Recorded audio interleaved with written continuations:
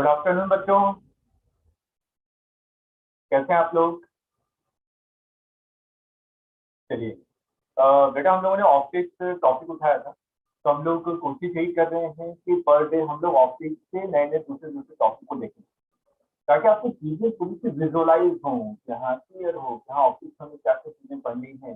और जितनी भी टॉपिक्स हम लोग के दिमाग में आती हैं, जो भी हम लोग सिलेबस में पैटर्न में हैं, चीजें देखने में टिपिकल लगती हैं लेकिन समझने में टिपिकल नहीं है। हर एक चीजों को आसानी से समझा जा सकता है। ठीक है। तो हम लोगों का मेन पर्पस यही है कि आप लोग लाइव क्लास में आए और चीज़ों को थोड़ा सा इंटरेक्ट करने की कोशिश करें। क्या अगर कहीं भी आपको प्रॉब्लम फेस कर रहे हैं तो वो सब चीज़ें आप लोग आसानी से पूछ सकते हैं। ठीक। तो चलिए, तो आज के टॉपिक को हम लोग स्टार्ट करते हैं। बेटा, आज का टॉपिक हम लोग लिया है लॉज ऑफ रिफ्लेक्शन, जो आप लोगों के 10th स्टैंडर्ड में पढ़ते हैं। ऑप्टिक्स हम लोग लॉज ऑफ रिफ्लेक्शन पे, प्लेन मिरर, स्फेरिकल मिरर, और उसके बाद हम लोग रिफ्रैक्शन के बारे में बात करते हैं, लेंस वगैरह के बारे में बात करते हैं, ऑप्टिकल इंस्ट्रूमेंट के बारे में बात करते हैं, आईज के बारे में बात करते हैं। हमारे आंखों में क्या है? आईज हमारे क्या है? लेंस है। ठीक है। Hello Nitesh, how are you बेटा? कैसे हैं आप? हम्म, चलिए। तो आज हम लोग स्टार्ट करते हैं लॉस ऑफ रिफ्रैक्शन के बारे में।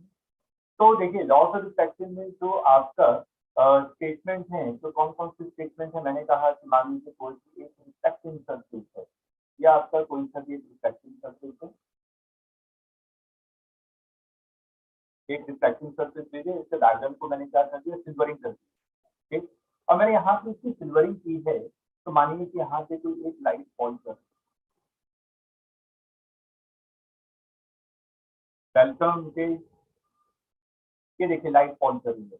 तो हम लोग यहाँ पे क्या करते हैं? जिस पोजीशन से इंसिडेंट रे टकराती हैं, उस पोजीशन पे हम लोग क्या करते हैं? सबसे पहले एक नॉर्मल ड्रॉ करते हैं। आपने सरफेस पे क्या किया? एक नॉर्मल ड्रॉ किया, ये आपका नॉर्मल है। ठीक। नॉर्मल के साथ जो इंसिडेंट रे एंगल बनाती हैं, उसको कहते हैं एंगल ऑफ इंसिडेंस। तो यहाँ पे देखिए, ये इंसिडेंट रे है आपकी, इंसिडेंट रे है। इंसिडेंट रे और नॉर्मल के बीच में जो एंगल है, इसको कहते हैं एंगल ऑफ इंसिडेंस। अब तो फर्स्ट लॉ क्या कहता है बेटा? Angle of incidence is equal to angle of reflection. तो आपने कहा कि अगर किसी भी सरफेस से इंसिडेंट रे टकराएगी, तो टकराने के बाद आपकी ये रे ऐसी चलेगी, मानिए ये रे आपकी चलेगी। तो रिफ्लेक्टेड रे नॉर्मल के साथ जो एंगल बनाएगी, उसको हम लोग क्या कहेंगे? Angle of refraction, angle of reflection. तो यहाँ पे फर्स्ट लॉ क्या कहता है? Angle of incidence is equal to angle of reflection. Second point बेटा, सेकंड पॉइंट क्या है? Incident ray, incident ray, normal and reflected ray, reflected ray lie, hello Devendra, कैसे बेटा आप? lie in same place।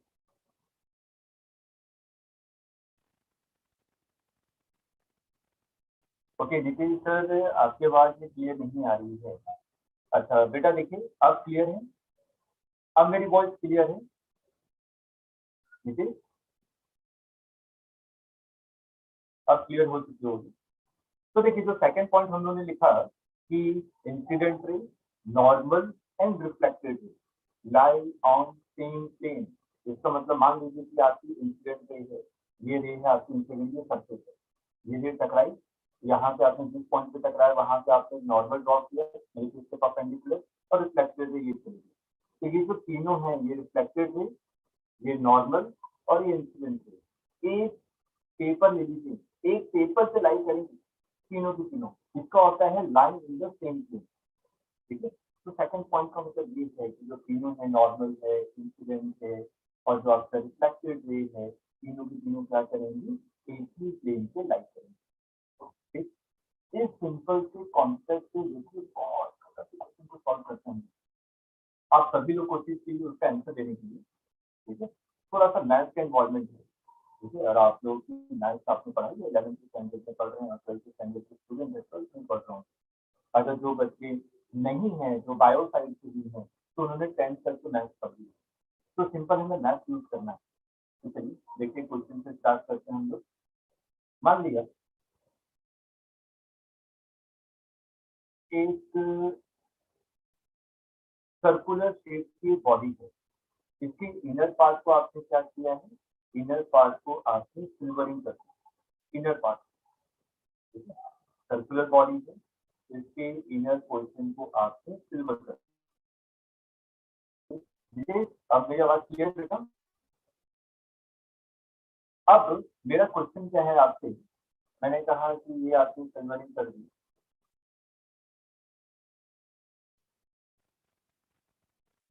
ये ओरिजिन है, क्वेश्चन में दिया हुआ इसका सेंटर क्या है, ओरिजिन है। यहाँ पे एक लाइट है जो कि फॉल कर रही है सरफेस, ये लाइट आपकी सरफेस पे, ये इंसिडेंट है। आपसे बोला गया इस पोजीशन को नाम दे दिया गया एक्स पर, इसका रेडियस क्या है, इसका रेडियस कैपिटल आर है। आपसे क्वेश्चन में पूछा गया find X Y if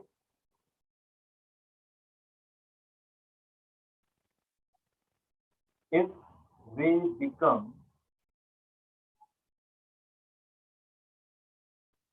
vertical after reflecting। ये क्वेश्चन आपसे पूछा जा रहा है, ठीक। फिर से चीजों को थोड़ा सा ध्यान से सुनिए। मेरा क्वेश्चन क्या है, एक इंसिडेंट रे है जो कि क्या है एक्स एक्सिस के पैरेलल, एक्स एक्सिस के पैरेलल इंसिडेंट रे है। ये क्या है, कर्व सरफेस से टकराती है और टकराने के बाद ये वर्टिकल हो जाती है। तो आपने कहा कि टकराने के बाद ये रेस क्या होगी, वर्टिकल हो, ये रेस है, ये क्या है आपका रिफ्लेक्टिव।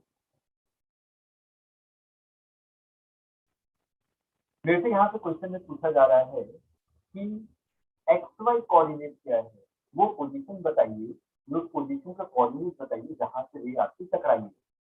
तो अब देखिए इस वाले क्वेश्चन को अगर हम लोग ध्यान से देखें तो आपको भी पता है कि सर्कल में किसी पॉइंट पर अगर हम लोग नॉर्मल ड्रॉ करते हैं तो normal always to centre, normal क्या होता है, सर्कल के सेंटर के पास होता है। तो आपने एक नॉर्मल ड्रॉ किया, ये नॉर्मल ड्रॉ किया आपने, तो नॉर्मल क्या करेगा, सेंटर के पास होगा।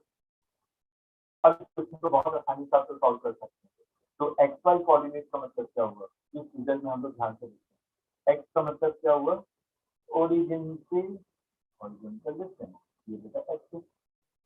उसके बाद एक्स एक्सिस से वर्टिकल डिस्टेंस, तो आपको एक्स और वाई पता लगाना है। तो यहाँ से अगर आप लोग ध्यान से देखेंगे कि इन दोनों के बीच में एंगल कितना है, रिफ्लेक्टेड रे और इंसिडेंट रे के बीच में, रिफ्लेक्टेड रे और इंसिडेंट रे के बीच में बेटा एंगल कितना है, 90 डिग्री। ये क्वेश्चन में लिखा गया है कि they become vertical after reflection. इसका मतलब इंसिडेंट रे और रिफ्लेक्टेड रे, इन दोनों के बीच में एंगल कितना है, 90 डिग्री। मैं यहाँ से मान लेता हूँ angle of incidence is I and angle of reflection is R. तो क्वेश्चन के हिसाब से I plus R is equal to 90 degree. और फर्स्ट पॉइंट हमें क्या पता है, angle of incidence is equal to angle of reflection. यहाँ से हम लोग इसको लिख सकते हैं 2 into angle of incidence is equal to 90 degree. तो बेटा यहाँ से एंगल ऑफ इंसिडेंस क्या आ जाएगा, 45 डिग्री। और यही एंगल ऑफ रिफ्लेक्शन के इक्वल होगा। इंसिडेंस और रिफ्लेक्शन का एंगल क्या होता है, सेम रहता है। तो आपने कहा ये 45 डिग्री, ये 45 डिग्री होगा, तो बेटा ये भी 45 डिग्री होगा। रेडियस यहाँ से क्वेश्चन में क्या दिया हुआ है, रेडियस आर है, ध्यान से देखिए, ये रेडियस आर है। इसका हॉरिजॉन्टल कंपोनेंट, इसका हॉरिजॉन्टल कंपोनेंट कितना हो जाएगा, आर कॉस 45, और वर्टिकल कंपोनेंट कितना हो जाएगा, आर साइन 45। तो हमें यही तो निकालना था, एक्स कॉमा वाई। तो देखिए ध्यान से, एक्स कॉमा कॉमा वाई क्या हो जाएगा, यहाँ पे एक्स हो जाएगा आपका, क्योंकि ओरिजिन के लेफ्ट हैंड साइड में है, इससे मैं लिखूंगा minus R cos 45, it will be minus R root 2। उसी तरीके से वाई क्या हो जाएगा, एक्स एक्सिस के अपवर्ड डायरेक्शन में है, तो देखिए वाई कोऑर्डिनेट क्या है, पॉजिटिव, तो हम लोग लिखेंगे आर साइन 45। तो बेटा ये कितना हो जाएगा, आर का रूट 2। तो देखिए एक्स वाई कोऑर्डिनेट कितना आ गया, X Y coordinate will be equal to minus R का रूट 2 कॉमा आर का, ये आ गया आपका एक्स वाई कोऑर्डिनेट। क्लियर है सभी को, बहुत बहुत। ये देखिए ये सिंपल सा क्वेश्चन है, ये आपके एग्जाम कॉम्पिटिटिव एग्जाम में पूछा गया था। यहाँ तक अगर हम लोग देखें तो सिंपल बेसिक जो फंडे से आपका क्वेश्चन आया था, angle of incidence, angle of reflection, इस कॉन्सेप्ट की रिस्पेक्टिव आपने एक्सएल कोऑर्डिनेट पूछा गया और आपने यहाँ पे उसकी वैल्यू निकाली। ठीक, चलिए आगे बढ़ते हैं। अब मैं यहाँ पे आपसे बात करूँ प्लेन मिरर के बारे में। तो देखिए प्लेन मिरर के बारे में, हम लोग प्लेन मिरर डेली लाइफ में यूज करते हैं ना, जो भी हम लोग अपने फेस को देखना चाहते हैं, ड्रेसअप होते हैं तो उसमें अपने फेस को देखते हैं, ठीक, फॉर्म वगैरह करके अपने फेस को देखते हैं, तो आप अपनी इमेज को देखते हैं, ठीक है। तो प्लेन मिरर जब भी हम लोग यूज करते हैं तो कॉमन सेंस आपका क्या कहता है कि जितनी डिस्टेंस आपकी मिरर से है उतनी ही डिस्टेंस आपकी ऑब्जेक्ट की बनती है मिरर, ठीक। तो प्लेन मिरर में कुछ इंपॉर्टेंट पॉइंट जो हम लोग ध्यान में रखेंगे। तो मैंने कहा कि ये मान लीजिए प्लेन मिरर है, ये प्लेन मिरर है, इसमें हम लोग सीखते हैं कि हमें इमेज कैसे ड्रॉ करना है, ठीक है, इमेज कैसे ड्रॉ करना है। कुछ बेसिक पॉइंट जो आप लोग हमेशा याद रखेंगे, जिस पर्टिकुलर पोजीशन पे इंसिडेंट रे मीट हो या मीट होती ही लग रही हो, the point where incident ray meet or appears to meet is known as object. क्या आपको ऑब्जेक्ट देगा, जिस पोजीशन पे आपके इंसिडेंट रे मीट हो रही होंगी एक्चुअल में या मीट होती हुई लग रही होंगी, वो क्या होगा, ऑब्जेक्ट का लोकेशन होगा, ठीक। और इमेज, इमेज का मतलब क्या होता है, जहां पे रिफ्लेक्टेड रे मीट हो या अपीयर टू मीट हो, ऐसा लगे कि रिफ्लेक्टेड वहां पे मिलती हुई प्रतीत हो रही है, उस पोजीशन पे हमें क्या मिलेगा, इमेज मिलेगा। तो देखिए कुछ इंपॉर्टेंट पॉइंट जो आपको ध्यान में रखना है, हम लोग इसको लिख लेते हैं, how to draw image in plane mirror. Common sense वाली बात, सबसे पहला पॉइंट हम लोग क्या करेंगे, draw perpendicular, draw perpendicular on the mirror from object. Object हम लोग क्या करेंगे, मिरर से परपेंडिकुलर लाइन ड्रॉ करेंगे। Second point, distance between, distance between object and mirror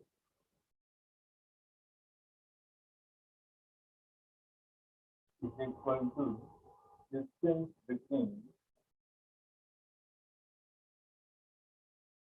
image and mirror।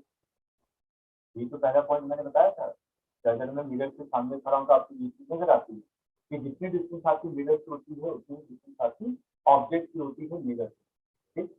तो देखिए इमेज ड्रॉ करने के लिए क्या पॉइंट है आपके पास, कि डिस्टेंस आप दोनों इक्वल करेंगे और सबसे पहला पॉइंट हम लोग क्या करेंगे, ऑब्जेक्ट से परपेंडिकुलर लाइन ड्रॉ करेंगे मिरर से। तो हम लोग ये क्वेश्चन ले लेते हैं, थोड़ा सा वे डायग्राम को देखते हैं कि हम लोग वे डायग्राम ड्रॉ कर सकते हैं। तो मैंने कहा कि मान लीजिए ये आपका क्या है, मिरर है, ऑब्जेक्ट यहाँ पे रखा हुआ है,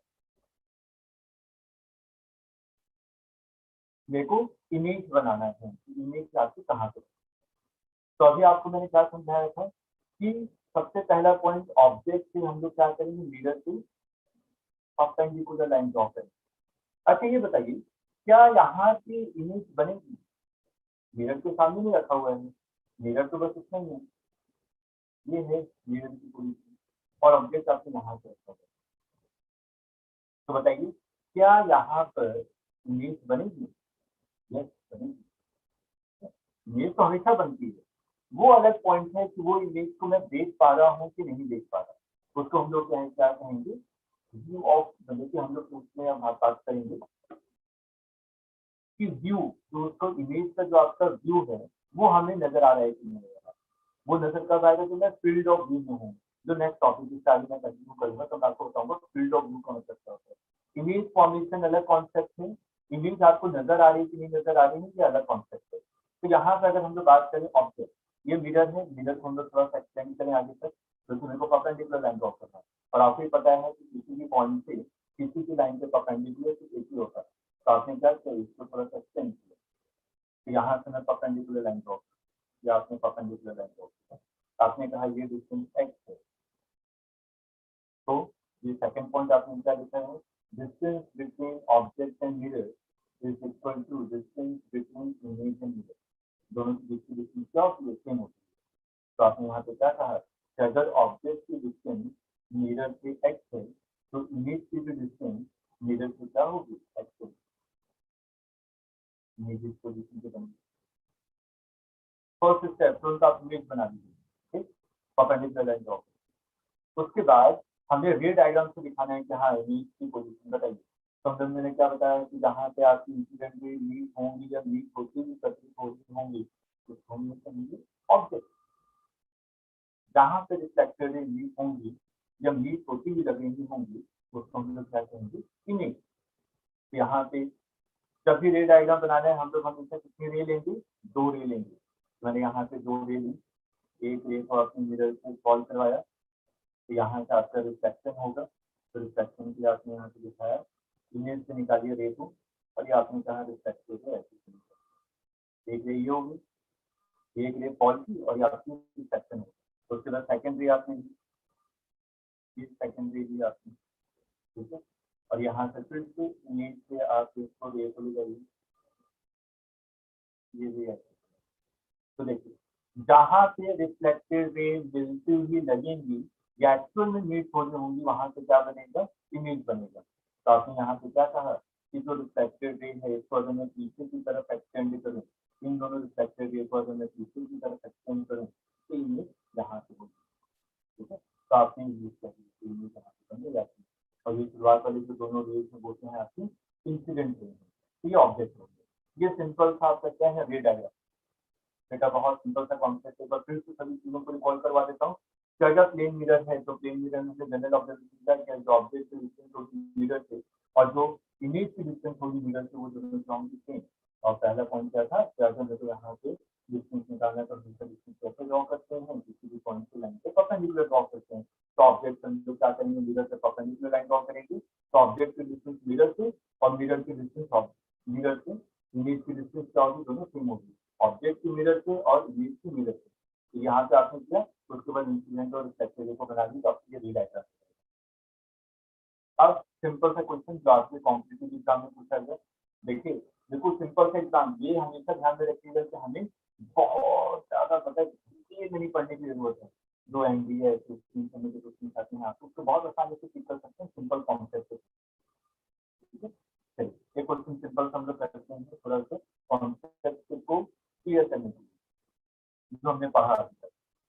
मैंने कहा कि मान लीजिए ये पाई एक्सिस है या आपका एक्स एक्सिस, यहाँ पे एक मिरर रखा है आपने, ये मिरर है, ये मिरर है जो कि ओरिजिन से पास हो रहा है और ये कितने एंगल पे है, 80 डिग्री एंगल। यहाँ पे ऑब्जेक्ट रखा हुआ है जो कि ओरिजिन से 2 मीटर की डिस्टेंस पे है। तो आपसे क्या पूछा गया, फाइंड कोऑर्डिनेट ऑफ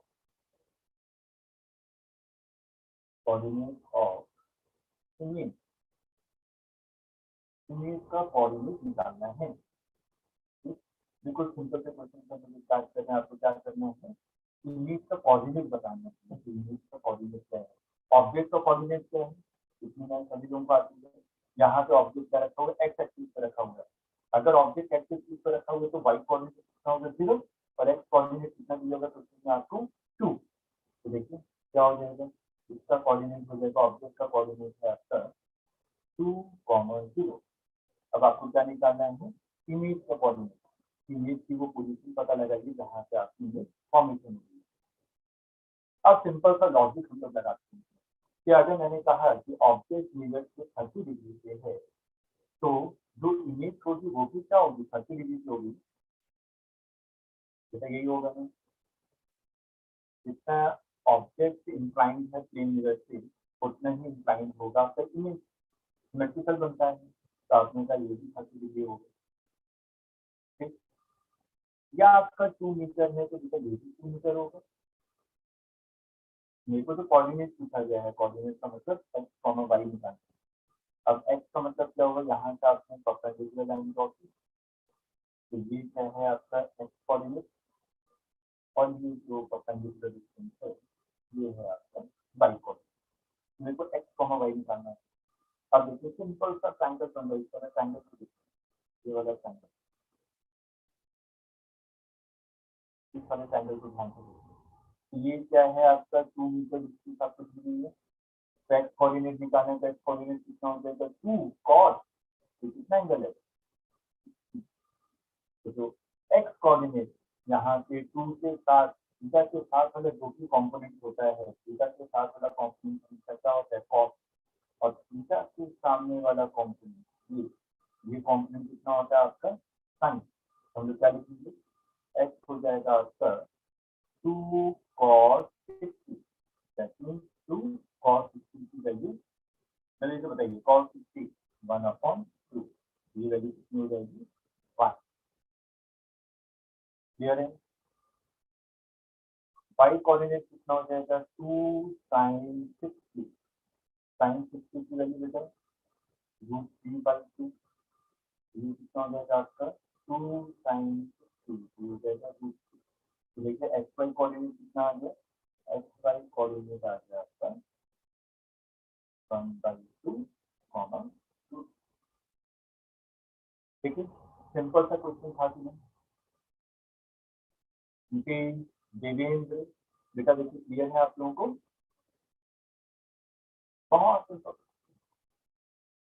हमने सिंपल कोऑर्डिनेट ज्योमेट्री लगाई थोड़ी सी और निकाल दी। हम लोग वेक्टर में भी करते हैं, कॉम्पोनेंट्स वगैरह निकालते हैं 11th स्टैंडर्ड में। ठीक, थोड़ा सा और आगे चलते हैं। अब यहाँ पे जो भी मैं थोड़े पहले बात कर रहा था कि इमेज तो फॉर्म करेगी, लेकिन वो इमेज मुझे नजर आ रही है कि नहीं, उसको कहते हैं field of view.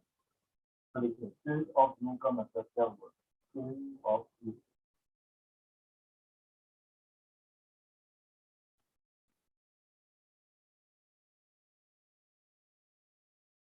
Field of view के लिए हम लोग क्या करेंगे, पॉइंट जो आपको याद रखना है, take 2 rays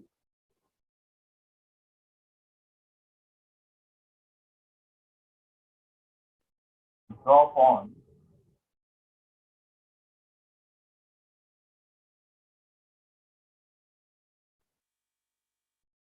end of mirror, mirror के एंड पे 2 रे को ऑब्जेक्ट से लीजिए और उसको वहां से ड्रॉप कीजिए, and region with field of view. अब इसको मैं सिंपल से एग्जांपल से समझता हूँ, ठीक है। कई बार टेक्निकल डेफिनेशन, अभिषेक, अच्छा अभिषेक देखिए बेटा अब आवाज क्लियर है आपको,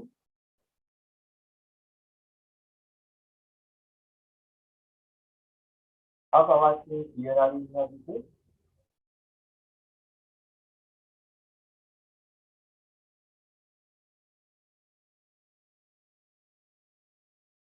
अब आपको वॉइस क्लियर होगी बेटा, ध्यान देते हैं। एक सिंपल से एग्जांपल लेते हैं।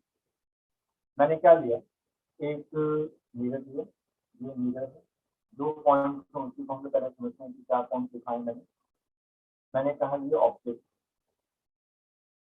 ये ऑब्जेक्ट है, मेरे को 2 रे लेने हैं ऑब्जेक्ट से और उसके मिरर के एंड पे हमें फॉल करवाना है। तो मैंने 2 रे लिए, एक रे लिया, इस एंड पे फॉल करवाया, तो ये रिफ्लेक्शन ये ऐसे चला जाएगा। एक और रे लिया आपने, मिरर के दूसरे एंड पे फॉल करवा दी, तो ऐसे चला जाएगा। ठीक? ये तो आपको पता ही है कि यहाँ से ऑब्जेक्ट की डिस्टेंस और इमेज की डिस्टेंस फ्रॉम द मिरर ये सेम रहता है, तो इमेज नीचे रहता है। इसको थोड़ा सा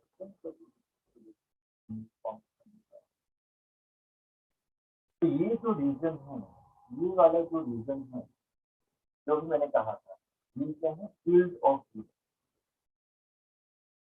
अगर ऑब्जर्वर इस रीजन में खड़ा होगा तभी वो इमेज को देख पाएगा। अगर ऑब्जर्वर इस रीजन में खड़ा है तभी क्या करेगा? वो इमेज को देख पाएगा।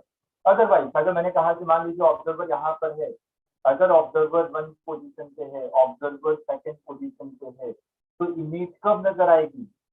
बेटा किस ऑब्जर्वर को इमेज नजर आएगी?